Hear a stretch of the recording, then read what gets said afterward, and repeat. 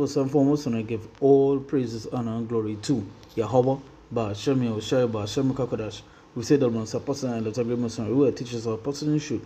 And we see salutations, so the must push with no truth and sincerity, day in and day out, and constantly in season or season. We say, Shalom. Once again, going into our video here and touching upon this video, and by the title, as you can see, it says, by the headline, it says, the effect of hanging around negativity. And it's such an important thing, when you're in this truth, not to be around, negativity, sinners, and so forth. The scriptures tell us to be not equally yoked together with unbelievers, right? Or not to roughly paraphrasing, not to stand in the way of sinners and so forth, right? Even the Lord tell us to be not around an unruly multitude. So, just by this video, you see how easy it is to let one bad fruit contaminate the rest, right? Or being around, as it says, the effect of hanging around negativity, being around it's how to contaminate you as well. So you're supposed to be separate, and that's where the word holy comes in, to be what? To be separate, right? Because you don't want this to happen to you. You don't want to be consumed by the thing you're hanging around by, right? And you see that with plenty men, men who was once in the truth, they start hanging around listening to certain things, and that contaminate them, right? Example, what I want to bring up an example with it is like, for example, Alazar. What he thinks he started to do, what you people started to hang around with, and eventually he started to do the same thing as them, right?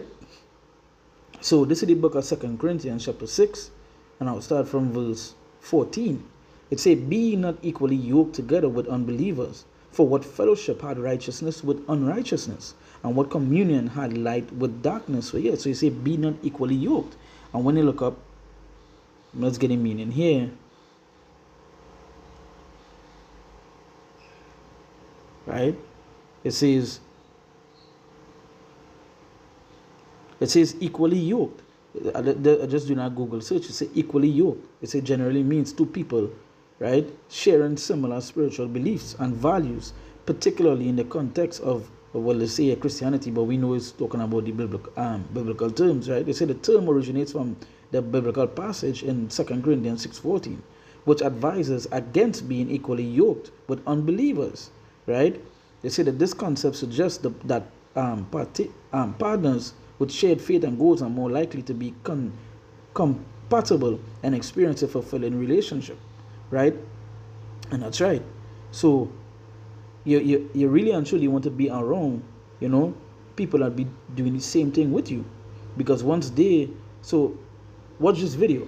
It shows that one thing around you that as we would say, the negative, you say unbeliever, also easy it is it contaminated the other two, right? Because it was all spoiled. It shows you how simple it could be, right?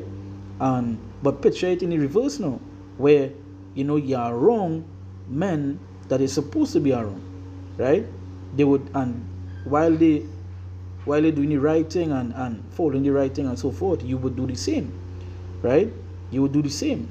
But when you are wrong negativity or wrong as sinners and people are doing wickedness, that what they're doing could easily contaminate you.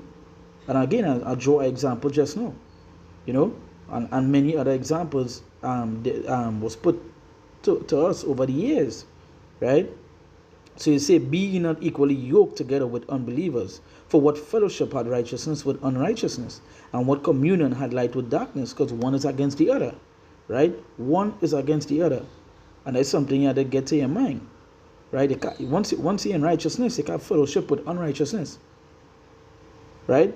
Because once you're on a righteous path, the unrighteous part becomes something you don't want to take part in. It's something you don't even want to hear about. When I say hear about, people might come to tell you something that they just don't want to hear, right? So once you're on a righteous path, doing the righteous thing, the people, the people, who you would want around you, it's them not doing the same thing, right? That is who you want to be equally yoked with, right? The Lord tell us who our family would be in this truth, and it's them that do the will, right?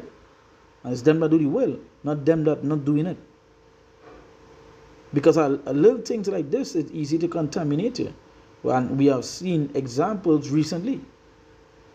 So those guys that do we saw guys that do debates, that go and do debates, hang around these unbelievers, these other doctrines and so forth, and eventually it contaminates them. Right? Eventually they started to do the same thing. They were speaking out against, but they was hanging around it. Right? So it say, for what fellowship had righteousness with unrighteousness, and what communion had light with darkness? Yeah, because one is set against the other, the light against the dark, the righteous against the righteous against the unrighteous, the believers against the unbelievers. Right? The thing about it, when they start hanging around them, you start to do the same thing as them, because there are more.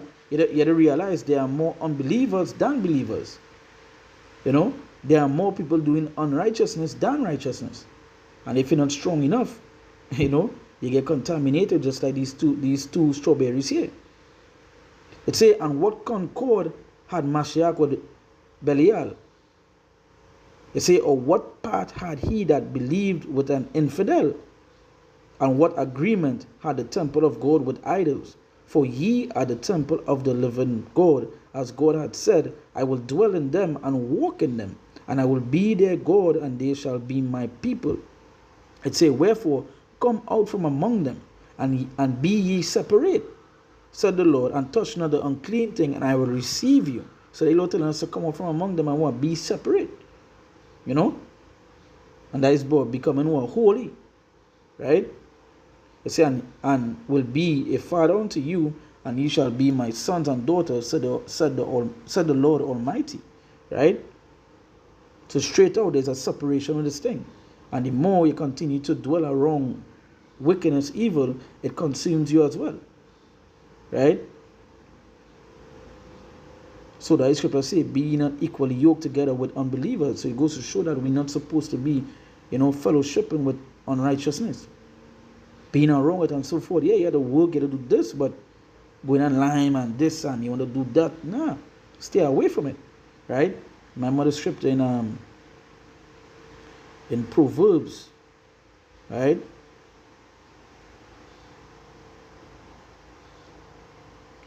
Proverbs 13, verse 20. It say,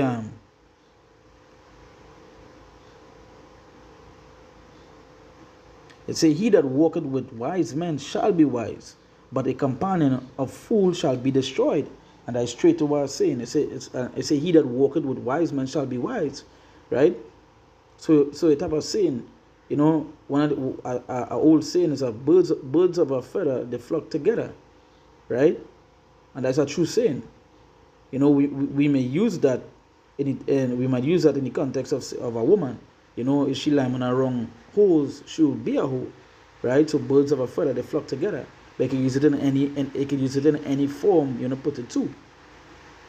Right? Killers, there's rhyme around killers. Wicked men, there's rhyme around wicked men.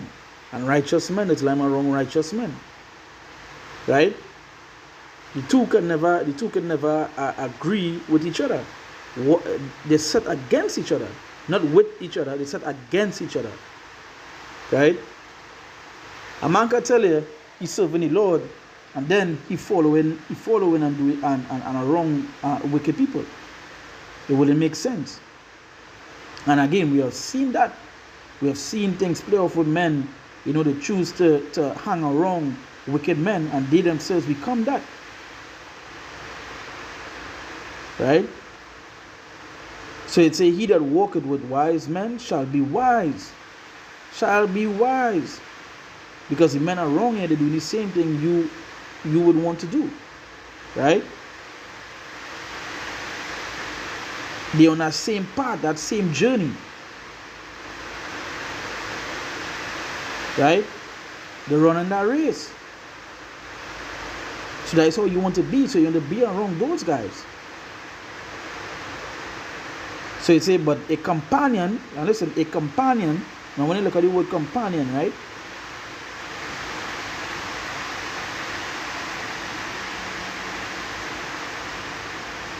It says companion, meaning it says a person or animal with whom one spends a lot of time or with whom one travels. It says each of a pair of things intended to complement or match each other. Accompany. It says accompany, right? It says together with. Together with. One who breaks bread with another. And you don't want to be breaking bread with fools. You don't want to be breaking bread with wicked men. Because just like those strawberries, that same thing you're doing will contaminate you. That is why you have to separate yourself. Let's say, but a companion of fools shall be destroyed. Yeah, because why? There's only one thing coming on to fools. And you being a companion of fools, what feel what happened to you? The same thing. Right? It says, evil pursued sinners, but the righteous good shall be repaid. Right? Evil pursued sinners. And that's the next thing too. You know, you're hanging around and being around sinners. Wherever judgment coming to them, can come unto you. Right? It's like you know, it have that situations where a man he might be doing the same thing with these guys, right? So these guys, let's draw a reference here. These guys may be doing they may be robbers, you know, robbers, murderers, whatever it may be. But this one guy, he may be living in the same area with them. He may be passing and talking to them and so forth. Right? He may be not doing the same thing as them, but he keeping companion with them. But when the same men who come back for them, who they rob, come to murder them, he will become that same guy that he wasn't there, but he was keeping companion with them. He himself will face that judgment, right? That they would face. Because he was equally yoked with them. Right?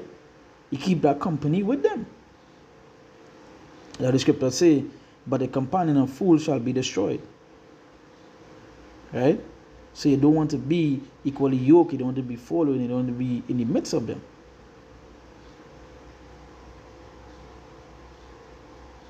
Going back now to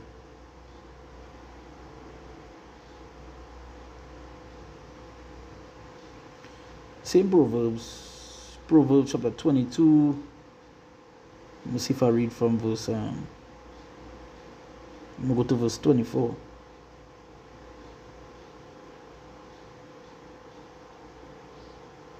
It say make no friendship with an angry man, and with a furious man thou shalt not go. Right? It say lest thou learn his ways. Lest thou learn his ways and get a snare to thy soul. So yeah. So we're saying make no friendship with an angry man, and with a furious man thou shalt not go. Lest thou learn his ways and get a snare to thy soul, and that is where it's going. You have to learn their ways. Right?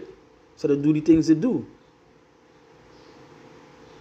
Right? Follow them and so forth, and they learn the ways.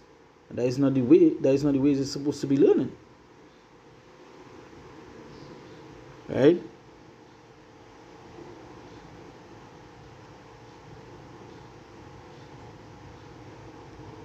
I'm going to go to the book of Ephesians. Ephesians chapter 5, verse 11. It says, and have no friendship with the unfruitful works of darkness, but rather reprove them. And that is the thing. Have no fellowship, right?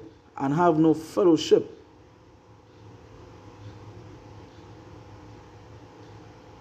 Right? And have no fellowship with the unfruitful works of darkness, but rather reprove them. And that is what you're supposed to do. Reprove the works of darkness. Not have fellowship with them, right? Not be equally yoked with them, but reprove them, right?